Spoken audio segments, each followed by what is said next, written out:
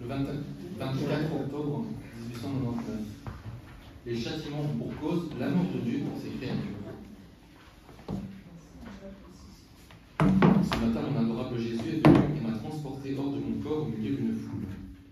Il semblait regarder les créatures avec compassion, et j'avais l'impression que les châtiments qu'il leur donnait découlaient de sa miséricorde infinie et jaillissaient de son cœur. Se tournant vers moi, il me dit : « Ma fille, la divinité se nourrit de l'amour pur et réciproque qui unit les trois personnes divines. L'homme, quant à lui, est un produit de cet amour. Il est, pour ainsi dire, une particule de leur nourriture. Mais cette particule est devenue amère, car en s'éloignant de Dieu, beaucoup d'hommes se sont livrés en pâture aux flammes infernales alimentées par la haine implacable des démons, qui sont les principaux ennemis de Dieu et des hommes. » Il ajouta : « La perte des âmes, voilà la raison principale de ma profonde tristesse, car les âmes m'appartiennent. D'autre part, ce qui m'oblige à châtier les hommes, c'est l'amour infini que j'ai pour eux et qui désire que tous soient sauvés. » Je lui dis : « Ah Seigneur, il me semble que tu ne parles que de châtiment. Dans ta toute-puissance, tu as sans doute d'autres moyens pour sauver les âmes. Quoi qu'il en soit, si j'étais certaine que toutes les souffrances retomberaient sur eux et que tu n'en souffrirais pas toi-même, je m'y résignerais. Mais je vois que tu souffres beaucoup à cause de ces châtiments. Qu'arrivera-t-il si tu en déverses encore plus ?» Il me répondit : « Même si j'en souffre, l'amour me pousse à envoyer des tribulations encore plus lourdes, car pour amener les hommes à entrer en eux-mêmes, il n'y a pas de plus puissant moyen que de les briser. Il s'avère que les autres moyens les rendent encore plus arrogants. Par conséquent, conforme-toi à ma justice. Je vois bien que ton amour pour moi te pousse à refuser de te conformer et que tu n'as pas le cœur à me voir souffrir. Ma mère m'aimait beaucoup plus que toutes les autres créatures. Son amour était sans égal. Cependant, pour sauver les âmes, elle s'est conformée à la justice et résignée à me voir beaucoup souffrir. Si ma mère a fait cela, ne pourrais-tu pas le faire toi aussi ? » Pendant que Jésus parlait ainsi, j'ai senti ma volonté se rapprocher de la sienne, au point que je ne pouvais presque plus m'empêcher de me conformer à sa justice. Je ne savais que dire, tellement j'étais convaincu. Mais je n'ai quand même pas manifesté mon adhésion à Jésus. Il disparut et je suis demeuré dans le doute, à savoir si j'allais, oui ou non, me conformer.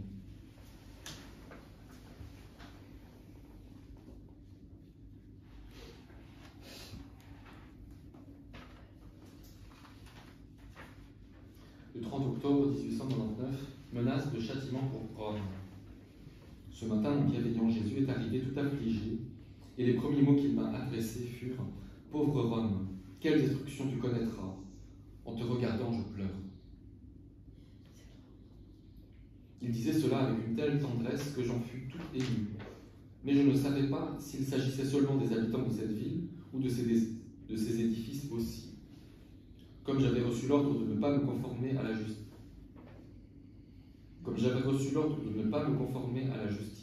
Mais de prier, je dis à Jésus : « Mon bien-aimé Jésus, lorsqu'il s'agit de châtiment, ce n'est pas le temps de discuter, mais uniquement de prier. » Alors je me suis mis à prier, à baiser ses pieds et à faire des actes de réparation. Pendant que je priais, il me disait de temps à autre : « Ma fille, ne me violente pas. En faisant comme ça, tu emploies la violence contre moi.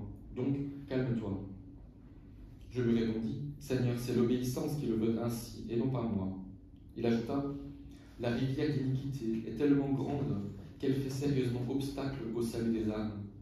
Seule la prière et mes plaies peuvent empêcher cette rivière impétueuse de les engloutir tous. » Je peux faire une réflexion ? Bien sûr. Oui. Quand il dit ainsi, pauvre Rome, quelle destruction tu connaîtras en te regardant, je pleure. Dans les évangiles, à un moment donné, il parle comme ça sur Jérusalem. Donc, la destruction de Rome. Qu'est-ce que Comme ça Jérusalem. Sur Rome, l'Église? Honnêtement, je ne sais pas. Vatican? Je sais qu'avec Jérusalem, il y a un fait historique, c'est le sac et la destruction de la ville en l'an 70 par les Romains. C'est vrai. Mais est-ce qu'il y a un autre sens? C'est possible. On est dans les prophéties ici.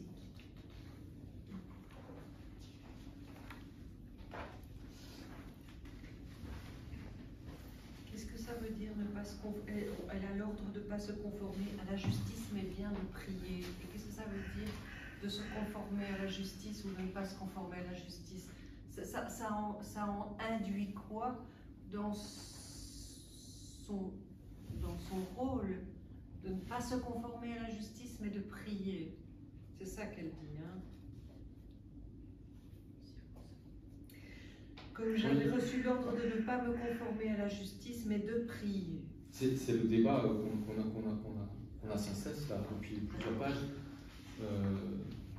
Quand Jésus il dit qu'il y a la justice qui doit envoyer des châtiments pour que les hommes se convertissent et qui n'a pas encore plus loin dans leurs iniquités pour mériter de châtiments encore plus grands et se perdre encore davantage. Et elle dit oui, mais quand tu châties les hommes, comme ils sont ton image, c'est toi-même finalement qui souffre en eux. Et donc je ne veux pas ça, je ne veux pas que tu souffres. Et donc elle va dire, fais-moi plutôt souffrir moi à leur place, comme ça tu n'as pas à souffrir en eux. Et le confesseur était généralement plutôt du côté ou de la vie de Louisa dans ce sens-là. Et donc j'imagine que c'est ça que ça veut dire. C'est j'avais reçu l'ordre de ne pas me conformer, je pense que ça venait du confesseur. Ah oui. Ah oui. Ah, au fait, ici, il y a tu veux les deux extrêmes. Soit tu exiges que je ne fasse rien, ou que tu travailles, te joindre à moi. Mais tu n'es pas satisfaite que les hommes aient été épargnés en partie, donc il parle de sa vie, en fait. Oui, parce qu'elle disait, mais voilà, je ne peux pas supporter que tu fasses souffrir tes propres créatures. Et si tu veux faire ça, eh bien alors je préfère quitter ce monde et te rejoindre. Et donc, d'un côté, elle veut qu'il n'y ait aucun châtiment, de l'autre côté, elle dit, bah, s'il doit y avoir des châtiments, alors je veux plus être là et te rejoindre. Et donc c'est là que sont les deux extrêmes. Et lui va dire, ben non, tu dois te contenter qu'il y ait des châtiments en partie. En partie. Et qu'elle doit prier finalement. Réparer aussi. Comment? Réparer. Oui. Réparer surtout.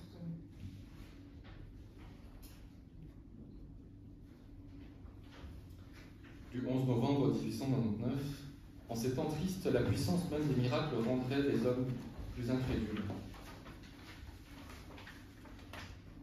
Alors que j'étais dans mon état habituel, je me trouvais subitement hors de mon corps et il me sembla que je circulais partout sur la terre. Oh, comme elle était inondée d'iniquité! C'était horrible à voir. À un endroit, je trouvais un prêtre menant une vie sainte, à un autre, une vierge dont la vie était sainte et sans faute. Tous les trois avons échangé sur les nombreux châtiments que le Seigneur inflige et sur les nombreux autres qu'il s'apprête à infliger. Je leur dis, que faites-vous? Êtes-vous ajustés à la justice divine? Ils me répondirent, nous sommes conscients de toute la gravité de ces tristes temps, et de ce que l'homme ne se rendra pas, même si un apôtre était suscité ou si le Seigneur envoyait un autre Saint Vincent Ferrier, qui par des miracles et de grands signes essayait de l'amener à la conversion.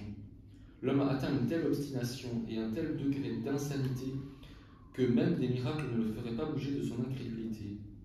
Ainsi, par stricte nécessité, pour le bien de l'homme, pour endiguer cette mer pourrie qui inonde la terre, et pour la gloire de notre Dieu si outragé, l'humanité est confrontée à la justice. Nous ne pouvons que prier et nous offrir comme victimes pour que ces châtiments amènent la conversion des peuples. Et ils ajoutèrent, et toi, que fais-tu? N'es-tu pas ajusté à la justice divine comme nous? Ce à quoi je répondis, ah non, je ne le peux pas. L'obéissance m'en empêche. Bien que Jésus l'aimerait bien, et comme l'obéissance doit prévaloir par-dessus tout, il est nécessaire pour moi d'être en opposition avec Jésus béni, ce qui m'afflige beaucoup. Ils reprirent. Il faut se conformer à l'obéissance. Après cela, je revins en mon corps, alors même que je n'avais pas encore vu mon très cher Jésus. Je voulus savoir de quelle partie du monde ce prêtre et cette vierge étaient. Jésus me dit qu'ils étaient du Pérou. Spécial.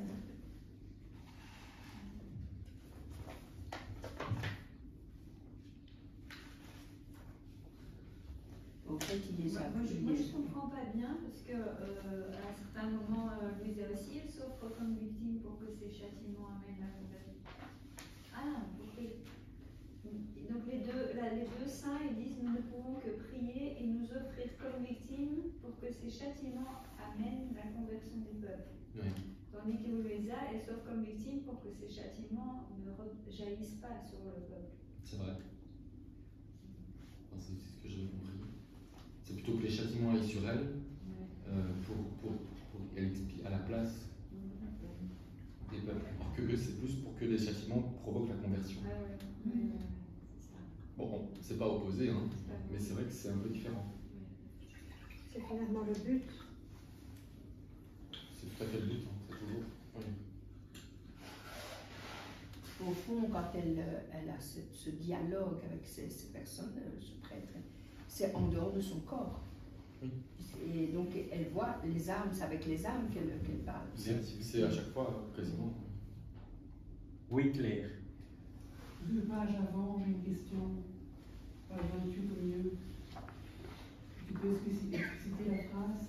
L'amour me pousse à envoyer des tribulations encore plus lourdes, car pour amener les hommes à entrer en eux-mêmes, il n'y a pas de plus puissant moyen que de les briser. Voilà. C'est briser la volonté humaine, en fait. Hein.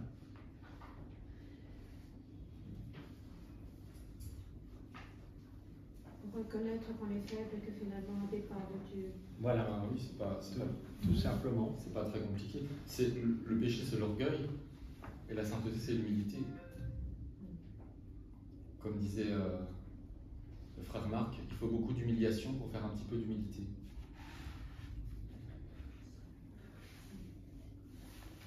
Frère Marc de Tibériade.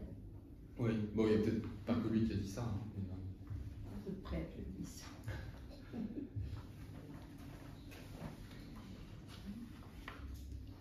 Page 31. Tome 3, le 13 novembre 1899. Lorsque l'homme souffre, tu souffres plus que lui. Par le fait que j'ai acheté sa liberté au prix de mon sang, il devrait m'être reconnaissant. Ce matin, mon adorable Jésus semblait agité. Il ne faisait qu'aller et venir. À un moment, il restait avec moi.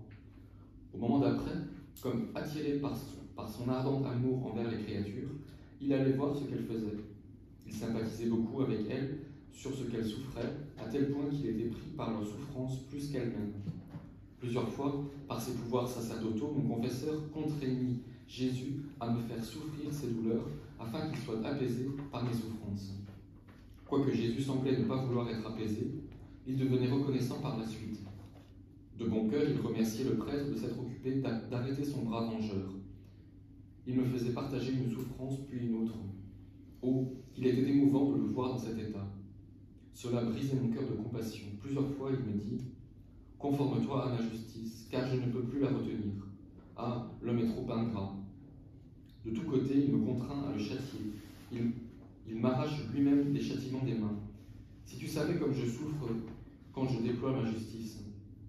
Mais c'est l'homme lui-même qui me force. Par le fait que j'ai acheté sa liberté au prix de mon sang, il devrait m'être reconnaissant. Mais au contraire, pour me faire un plus grand mal, il invente de nouvelles manières de rendre mon sang inutile. Pendant qu'il disait cela, il pleurait amèrement. Pour le consoler, je lui dis « Mon doux bien, ne t'afflige pas. Je vois que ton affliction est davantage reliée à la nécessité que tu ressens de châtier les gens. Ah non, puisse-t-il n'en jamais être ainsi. Puisque tu es tout pour moi, je veux être tout pour toi. En conséquence, envoie tes châtiments sur moi. Je suis une victime toujours à ta disposition. Tu peux me faire souffrir tout ce que tu voudras. Ainsi ta justice sera apaisée de quelques degrés et tu seras réconforté dans les afflictions que tu ressens en voyant souffrir les créatures. J'ai toujours été contre l'application de ta justice, car lorsque l'homme souffre, tu souffres plus que lui. Il y a aussi une sacerdotaux, le prêtre a un grand pouvoir, parce qu'il contraint quand même le Christ à me faire souffrir ces douleurs. Donc il a quand même un grand pouvoir. Qui ça, le prêtre? Oui. D'office. Oui. Est-ce qu'il le sait? Que c'est, bien sûr, que le prêtre, il le sait en général, bien sûr. Hier, quand tu as des apparitions de la Vierge Marie ou même de Jésus, quand voilà, la Vierge Marie, elle dit ça, et le prêtre va lui dire non, moi je veux que ce soit comme ça, eh bien, la Vierge Marie va te dire écoute d'abord le prêtre avant ce que moi je te dis. Tu vois? C'est toujours, le prêtre passera toujours, même avant la Vierge Marie, avant Jésus. C'est étrange. Quelle responsabilité pour les prêtres. Bien sûr, c'est une grande responsabilité, mais ils le savent aussi, hein, puisqu'ils ont offert leur vie au Seigneur, donc ils savent qu'ils ont une grande responsabilité. J'espère qu'ils en sont conscients. Oui. Même si pas tous. Ça veut dire que, est-ce qu'ils sont conscients justement de ce pouvoir? C'est pas conscient qu'ils s'offrent à Jésus ou... En théorie, ils devraient le savoir. En théorie. Parce que chaque prêtre a ça. C'est pas réservé à un seul prêtre, c'est tous les prêtres. Oui, donc ils le savent. Voilà. Bien sûr. Je me pose encore une question. Je ne sais pas, Richard, si tu comprends ça, mais j'avoue, pour être très honnête avec vous, tous ces détails sur la justice sont pas des choses que j'ai étudiées de cette manière dans le parcours que j'ai pu avoir de formation.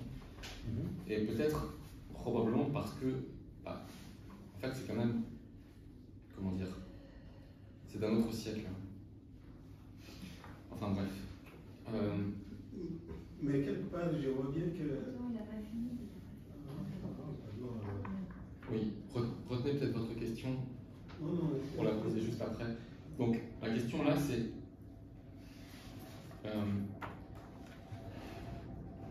finalement, une âme victime, elle va s'offrir. Pourquoi en fait? Parce que si la justice est là pour amener les hommes à l'humilité, par les briser, par des brisures, si cette justice ne s'abat pas sur eux, mais à la place sur les âmes victimes, qu'est-ce que ça va changer Pour les autres. Pour les autres, ça va être adouci. Mais oui, mais de la même manière. Pourquoi est-ce qu'il y a des châtiments? C'est pour qu'ils se convertissent. Bien sûr. Et donc, si on adoucit les châtiments, est-ce que du coup, on n'enlève pas les chances qu'ils se convertissent avec... ça adoucit le châtiment, mais les gens ne comprennent pas. Mais je veux dire, le châtiment n'est pas un bien en soi. Le châtiment en lui-même n'a aucun intérêt. L'intérêt du châtiment, c'est le salut. Bien sûr. Donc tu vois, ça a un intérêt, c'est le salut de l'âme. Mais c'est quand même le chose plus important. Ce que je veux dire, c'est que l'intérêt, c'est le salut, c'est pas le châtiment. Le châtiment est comme un outil ou un moyen pour amener le salut. Exactement. Mais si l'âme victime s'offre pour recevoir le châtiment à la place de l'être humain, d'autres qui méritent en fait le châtiment, et que eux qui le méritent ne le reçoivent pas, est-ce qu'ils risquent pas du coup en échappant au châtiment, d'échapper aussi au salut?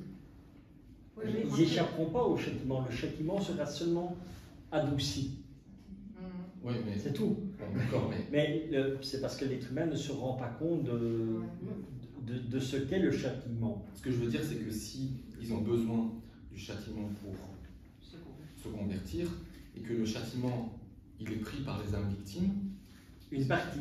Il n'y a qu'une partie qui sera donnée aux âmes victimes, de la même manière que Padre Pio, donc il souffrait la passion de Jésus, mais ça ne faisait qu'adoucir. Même si c'est qu'une partie, est-ce que ce n'est pas retirer ce moyen de salut finalement? Non.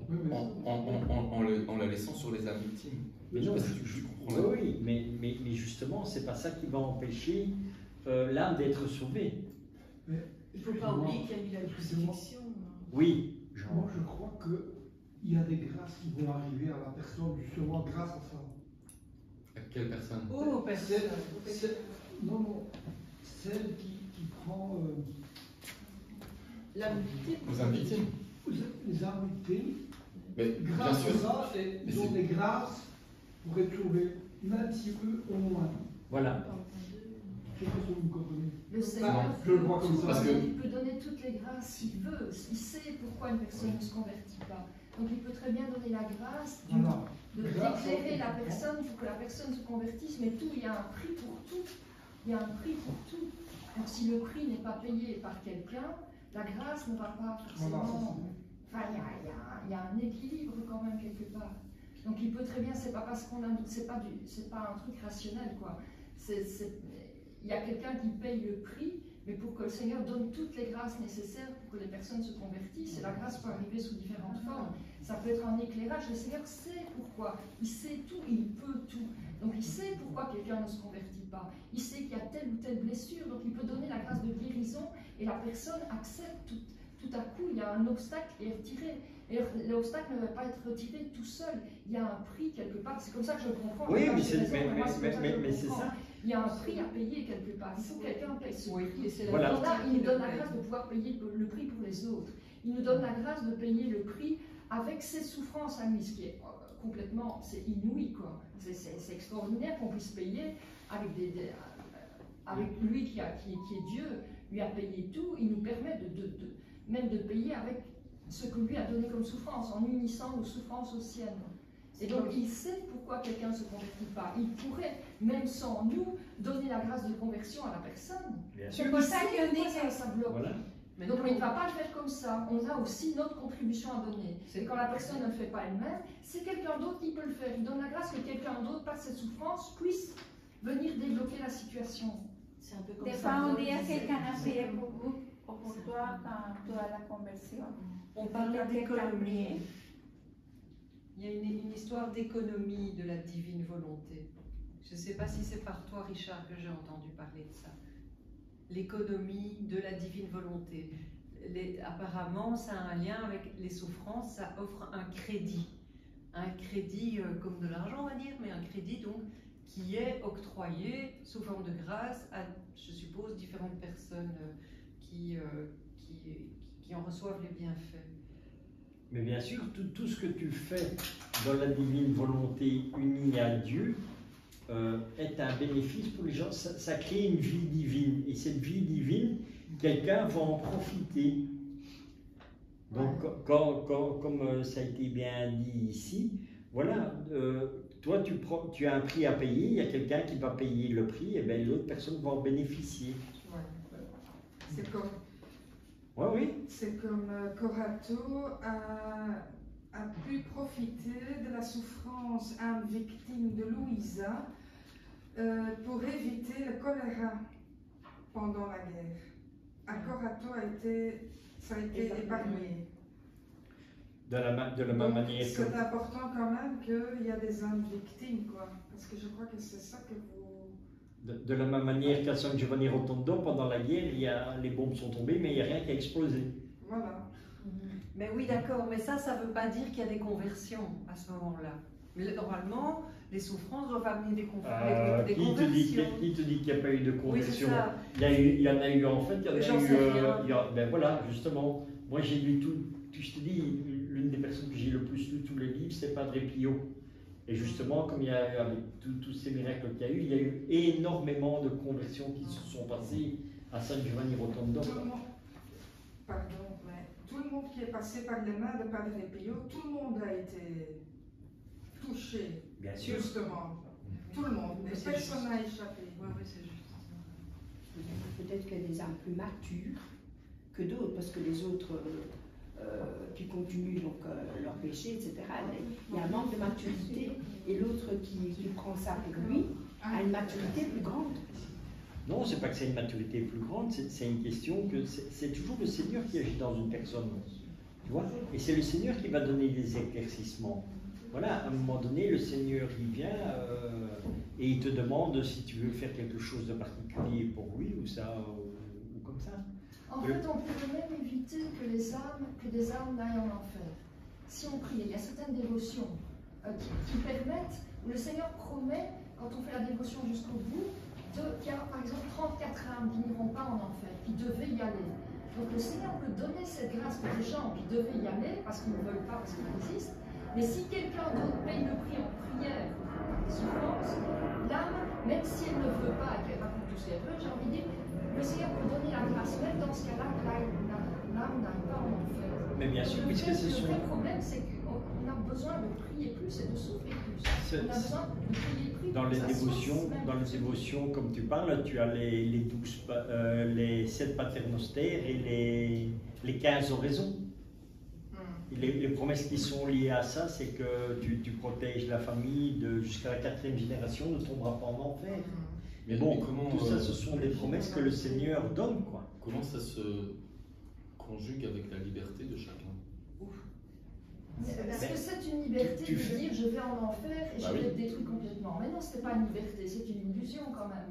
Tout le monde, dans le fond, dans la façon dont on a été créé, tout le monde souhaite l'amour, tout le monde souhaite le bonheur. C'est parce qu'on est blessé, parce qu'il y a des gens qui sont blessés, aveuglés, qui ne voient pas. Donc à un moment, il n'y a rien à faire. C'est comme des parents avec des enfants. À un moment, il faut que ça s'arrête. C'est pas parce que l'enfant est aveuglé qu'il faut le laisser faire. À un moment, il faut le faire à sa place. Il n'y a pas moyen de faire autrement, c'est ce qu'on a lu dans un des textes là. Le Seigneur à bonne mère, c'est lui qui est venu payer le prix, mais on a besoin de contribuer. Pourquoi est-ce qu'au départ, quelqu'un peut aller en enfer? Mais c'est sa liberté, si on veut, mais c'est une fausse liberté. Enfin, je trouve que c'est une fausse liberté, c'est pas la vraie liberté, c'est ce que dit la Bible de toute façon. Il se trouve indigne de pouvoir accepter la miséricorde divine. Et il s'auto-condamne. Il s'auto-condamne, ok. Ouais, c'est ça. Judas a dit, je ne suis plus digne, comme lui aurait jugé. Je ne suis plus digne de l'amour de Dieu, je l'ai désujété. Comment est-ce que quelqu'un d'autre peut... l'empêcher? Oui. Un père et une mère peuvent prier pour leur enfant, pour qu'ils prennent conscience et peuvent sauver son enfant. Il y a le jeûne qui permet les conversions. On nous demande, Medjugorje nous demande jeûner 2 fois. C'est pour les conversions. C'est une souffrance. Enfin, pour moi, le jeûne, c'est vraiment une souffrance. Pour vous le dire. C'est aussi pour nous. Pour vous aussi, bien sûr.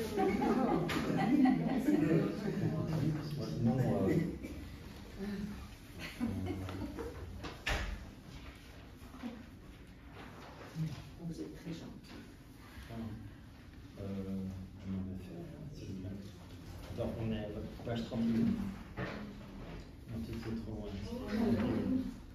Attends, ouais, c'est ça. Oui, parce que là, il parle toujours de la liberté qu'il a fait avec son sang. Attends, mais lorsque tu souffres, on a fait celui-là. On est à la page 32, ouais. Le 7 mars 1900, l'âme conforme à ma volonté sait si bien comment maîtriser ma puissance qu'elle en vient à me lier complètement. Elle me désarme. Ce matin, me retrouvant hors de mon corps, j'ai dû chercher à gauche et à droite pour trouver Jésus béni. Par hasard, je suis entré dans une église et je l'ai trouvé sur l'autel où le sacrifice divin était offert. Immédiatement, j'ai couru à lui et je l'ai embrassé en disant « Finalement, je t'ai trouvé. Tu m'as laissé te chercher ici et là, au point de me fatiguer, et tu étais ici. » En me regardant avec gravité et non selon sa manière bienveillante habituelle, il me dit « Ce matin, je me sens très chagriné et je sens un grand besoin de recourir au châtiment pour m'enlever mon fardeau. » Immédiatement, j'ai répondu « Mon cher, ce n'est rien. Nous allons remédier à cela à l'instant. Tu vas déverser ton amertume en moi et ainsi tu seras soulagé, n'est-ce pas ?» Alors il déversa son amertume en moi. Ensuite, me pressant sur lui-même, comme s'il était libéré d'un grand poids, il ajouta « L'âme conforme à ma volonté sait si bien comment maîtriser ma puissance qu'elle en vient à me lier complètement. Elle me désarme comme il lui plaît. Ah, toi, combien de fois tu me lis. Pendant qu'il disait cela, il revint à son aspect doux et bienveillant habituel. Donc la puissance d'une prière d'une personne pour intercéder pour nous, par exemple des parents pour des enfants, ou des enfants pour leurs parents, ou une femme pour son mari. Évidemment de la souffrance aussi. Mais accepter ce qui vient, déjà une souffrance. Journée aussi, c'est bon pour les hommes.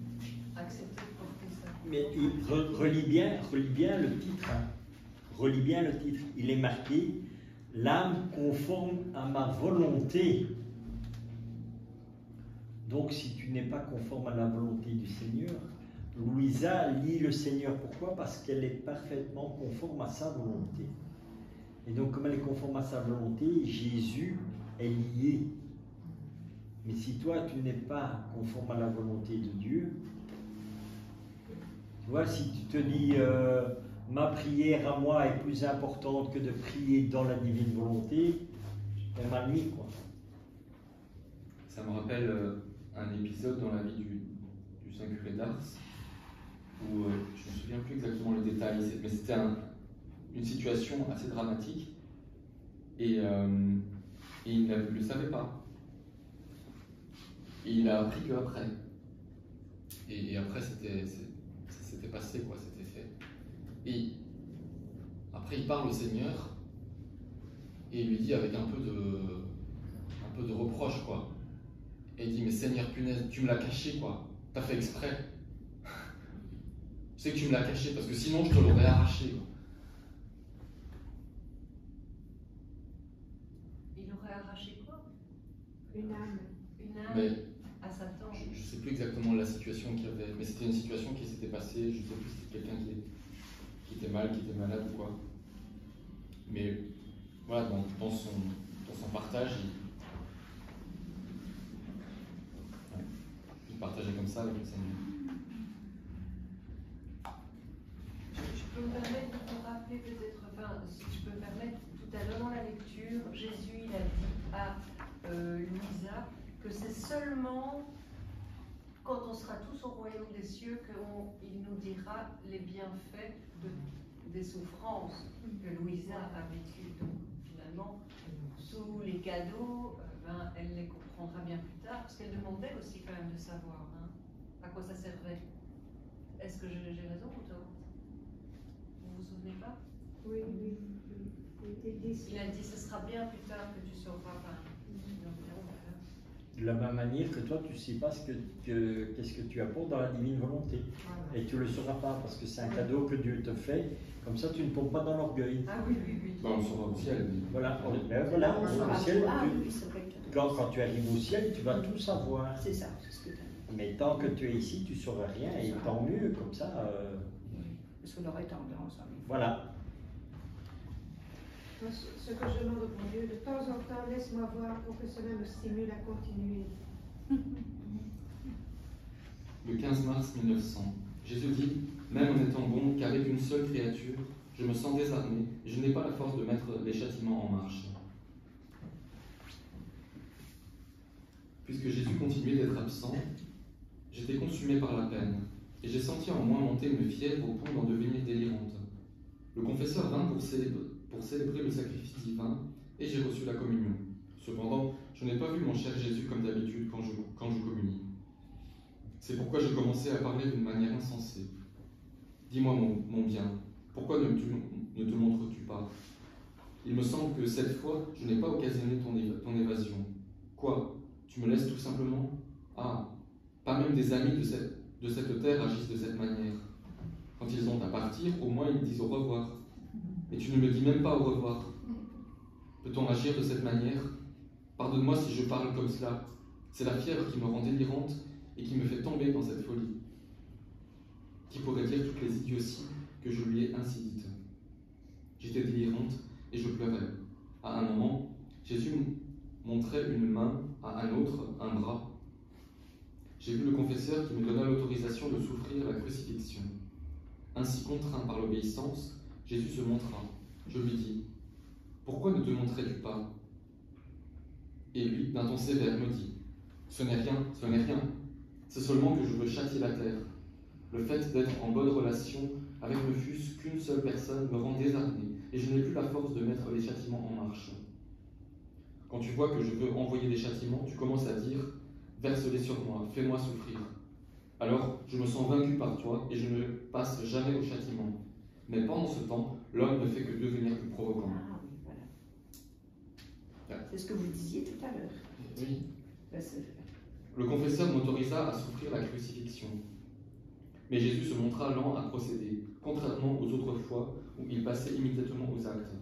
Il me dit, « Que veux-tu faire » Je lui répondis, « Seigneur, ce que tu veux. » Se tournant alors vers le confesseur, il lui dit d'un ton sérieux, « Veux-tu toi aussi me lier en lui donnant cette permission pour que je la fasse souffrir ?»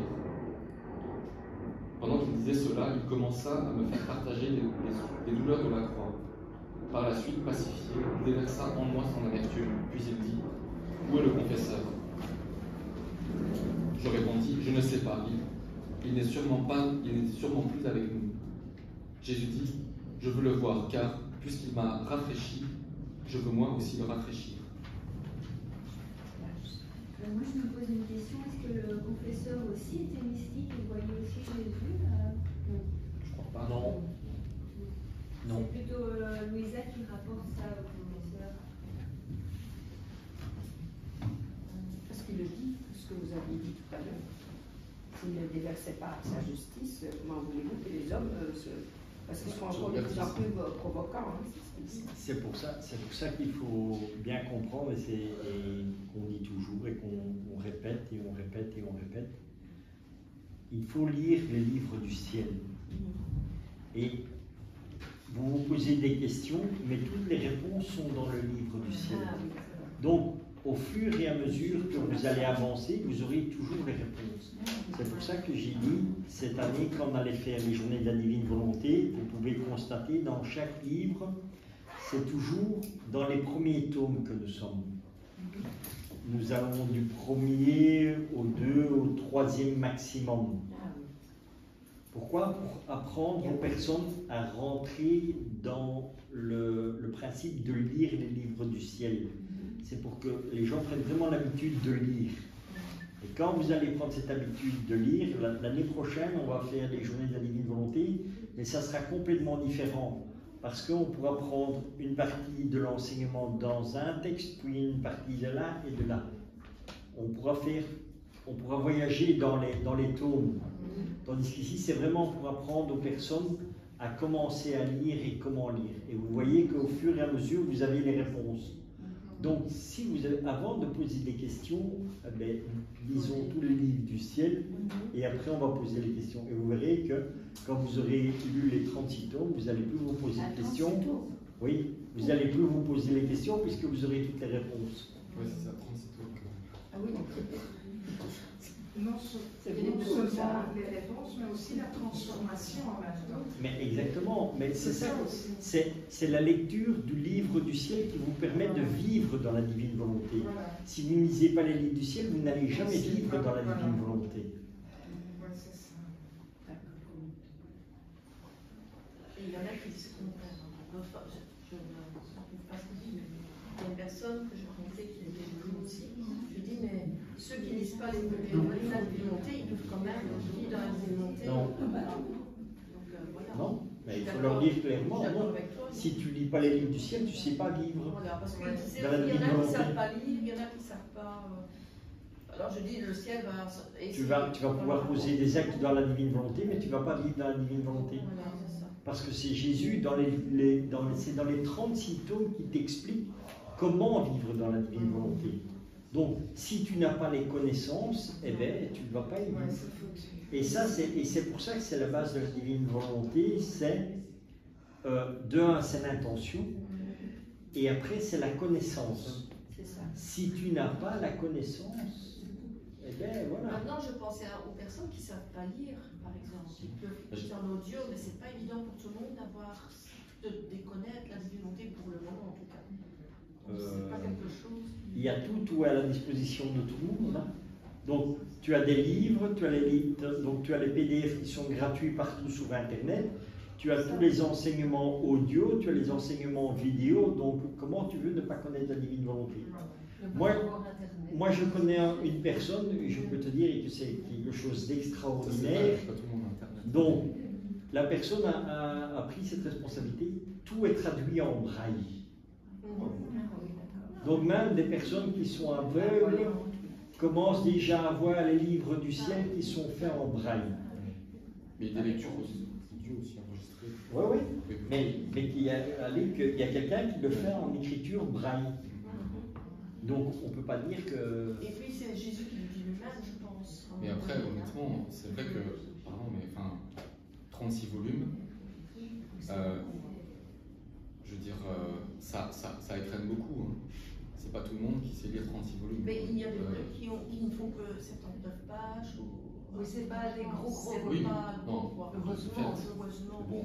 Oui, c'est les retenues. Du coup, ça fait 36 divisé par 3, ça fait. Mais c'est pas question de les retenir ou tout. Tu les as lus. Oui. Et ne t'inquiète pas, après quand tu vas recommencer, tu vas dire mais je comprends pas. Ben oui, c'est normal, c'est comme l'évangile. Chaque fois que tu lis l'évangile, tu apprends quelque chose. Et bien les livres du ciel, c'est exactement pareil. Par contre, ce qu'il y a, c'est qu'en lisant les livres du ciel, tu vas avoir un éclaircissement sur l'évangile. Voilà. Exact. Parce que ça vient vraiment enlever le voile. C'est ça.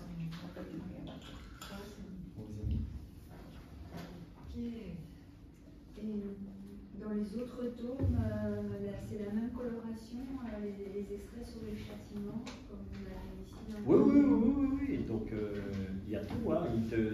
En fait, il revient sur tous les sujets, dans tous les volumes. Quoi. Au fond, aujourd'hui, c'était les châtiments, c'est pour ça que. Voilà, c'est particulièrement pour les châtiments. Voilà, donc de même que la fois d'avant, c'était la croix. La croix, et des fois. Pourquoi tu as voulu les châtiments pour le début du mois de septembre? Moi, j'ai pas voulu ça.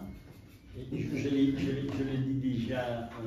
Bon, les amis, je vais devoir y aller pour, entre autres, vous accueillir. Donc, je vais exposer le Saint-Sacrement à l'église, et puis je serai là au fond pour une confession.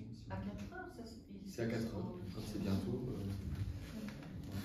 J'ai entendu qu'il fallait mettre de l'encens devant le Saint-Sacrement en même temps. Et on ne fait pas ça.